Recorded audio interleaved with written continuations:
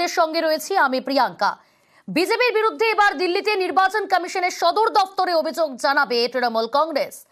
আজই তৃণমূলের 5 সদস্যের প্রতিনিধি দল মোদি দিলীপ ঘোষের বিরুদ্ধে এবার দিল্লির কমিশন দফতরে অভিযোগ তৃণমূল কংগ্রেসের।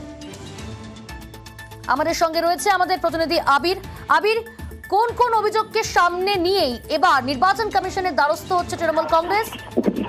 দুপুর 1টার সময় দিল্লিতে নির্বাচন কমিশনের সদর দপ্তরে তৃণমূল কংগ্রেসের 5 প্রতিনিধি যাচ্ছে। তার মধ্যে ডেরেক ওব্রায়ান রয়েছেন, দোলা সেন রয়েছেন, সাকেত গোখলে রয়েছেন, সাগরিকা ঘোষ রয়েছেন এবং শশী পাজা রয়েছেন।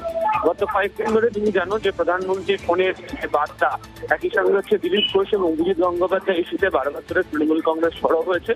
দিলীপ ঘোষ ইস্যুতে তারা রাজ্য নির্বাচন কমিশনকে তারা দেখাও করে এসেছিল এবং আর দুটি ক্ষেত্রে তারা ইতিমধ্যে লিখিত করে তারা অভিযোগ জানিয়েছে। গোটা বিষয়টাকে নিয়ে তৃণমূল কংগ্রেস মনে করছে যে নির্বাচন কমিশন কোনো ব্যবস্থা গ্রহণ করুক, তার কারণ নির্বাচনের মুহূর্তে যে কথা বলা হচ্ছে তা বিধিভঙ্গের অভিযোগ বলে তৃণমূল কংগ্রেসের দাবি। সেই সংক্রান্ত অভিযোগ জানানোর জন্যই আজকে দুপুরবেলা 1টা নাগাদ নির্বাচন কমিশনের সদর দপ্তরে এই প্রতিনিধি দল যাবে।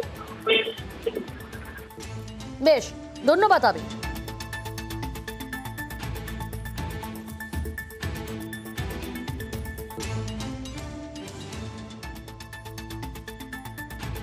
আজ আবারও নির্বাচন কমিশনের দ্বারস্থ হচ্ছে তৃণমূল কংগ্রেস। এবার দিল্লিতে নির্বাচন কমিশন দফতরে যাবে তৃণমূলের 5 সদস্যের প্রতিনিধি দল।